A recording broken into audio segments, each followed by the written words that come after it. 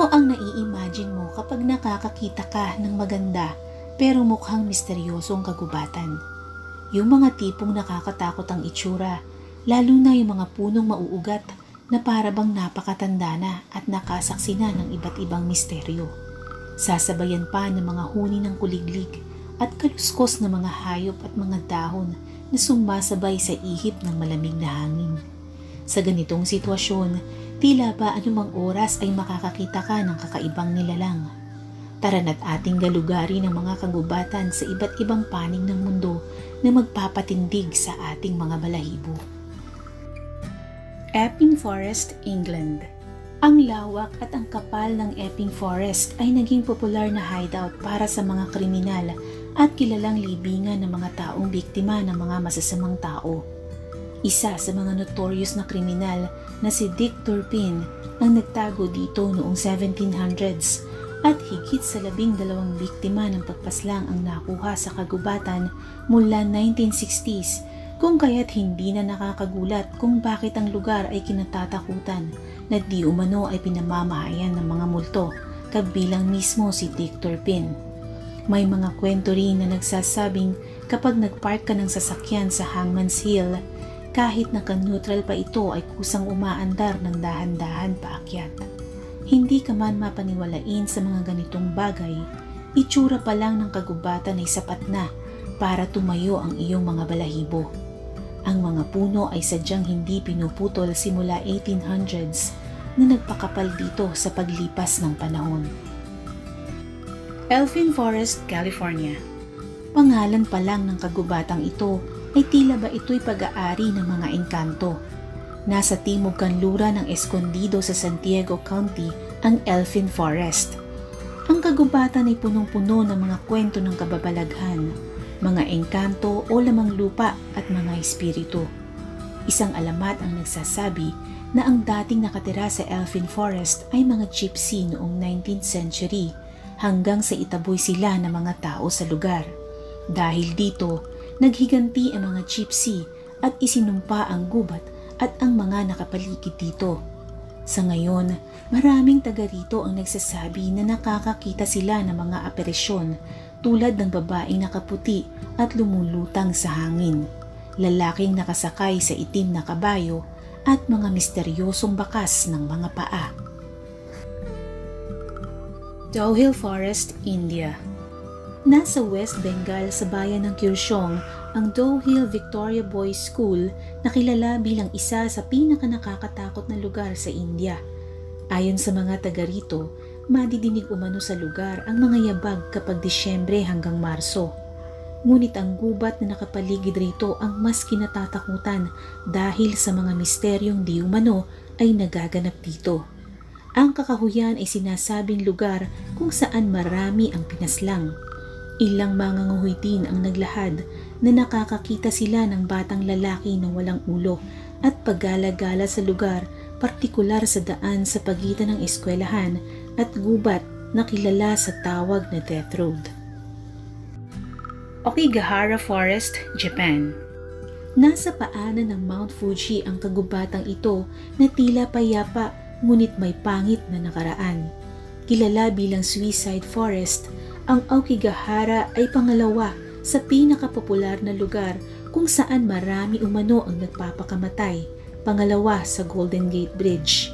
Noong 2010 lamang, mahigit 200 katao ang nai-report na nagtangkang magpakamatay dito kung saan 54 ang nagtagumpay. Isinisisi ng ilan na may kinalaman umano sa masasamang nilalang na kabilang sa Japanese mythology ang masasamang pangyayaring ito. Ang ilan naman ay sinasabing dahil umano ito sa makapal na puno na tila gumagawa ng kakaibang ingay na nagiging dahilan upang mawala ka sa iyong sarili. The Black Forest, Germany.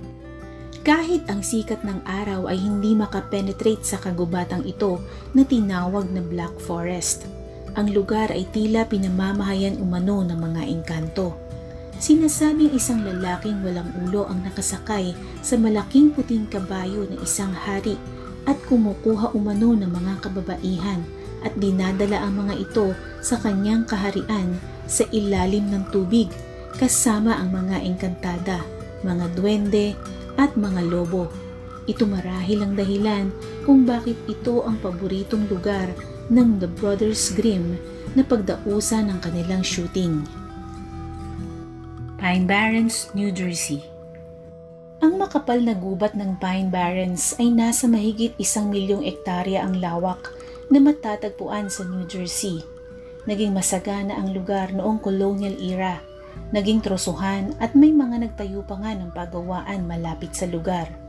Nagsimulang lisanin ng mga tao ang lugar nang madiskubre sa kanluran ng Pennsylvania ang isang coal mine. Ang lugar ay nagmistulang ghost town dahilan upang mabuo ang mga sabi-sabi na naging misteryoso ang lugar at pinamamahayan ng mga kakaibang nilalang. Ang pinakapopular na residente ng lugar ay ang tinatawag na Jersey Devil. Ayon sa kwento, ang nilalang ay isinilang noong 1735 ni Deborah Leeds, ang kanyang pang-13 anak. May pakpak, may sungay at kuko na parang sa kambing. Lumipad umano ito sa bubungan ng kanilang bahay patungo sa Pine Barrens at doon ay kumakain ng mga hayop na kinatatakutan ng mga residente magmula noon. Hoya Basayo Forest, Romania. Isang military technician ng umano ay nagpunta sa kagubatan ng Hoya Basayo sa Romania taong 1968 at dito ay nakunan niya ng litrato ang isang UFO.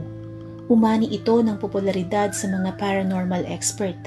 Dahil dito, ang lugar ay nakilala sa tawag na Bermuda Triangle of Transylvania. Pinaniniwalaan ng iba na ang gubat ay isang portal na nagiging dahilan ng pagkawala ng mga nagpupunta dito. Ang iba naman na napapadaan sa gubat ay nakaka-rashes umano, nagsusuka at nakakaramdam ng pagkalito.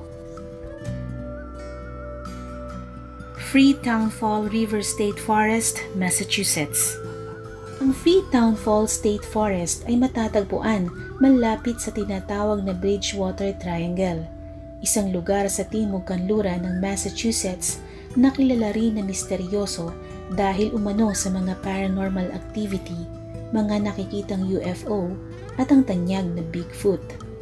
Naniniwala ang ilan na ang dahilan ng mga misteryong ito ay nag-ugat umano noon pang colonial era nang mabili ang kanilang mga lupain kung saan ang iba ay dating sementeryo ng isang tribo. Dahilan upang isimpa ito ng tribo at magmula nga noon ay nag-umpisa na ang mga masasamang pangyayari sa pagitan ng 1970s at 1980s. Daring Woods, Smarden, England. Ang Daring Woods ay kilala sa tawag na The Screaming Woods. May mga nagpupunta sa gubat ang nagsasabi na nakakarinig sila ng mga sigaw sa kalaliman ng gabi. May mga yabag at mga bulong na nadidinig naman sa mahamog na madaling araw. Ipinapalagay ng mga taga rito na ang mga sigaw ay galing sa isang taong hinuli at pinaslang ng mga taga rito noong 18th century. Ang multo umano ng taong ito ay hindi matahimik at nagpapagala-gala sa kagubatang ito. Yan ang ilan sa pinakamisteryosong kagubatan na matatagpuan sa iba't ibang panig ng ating mundo.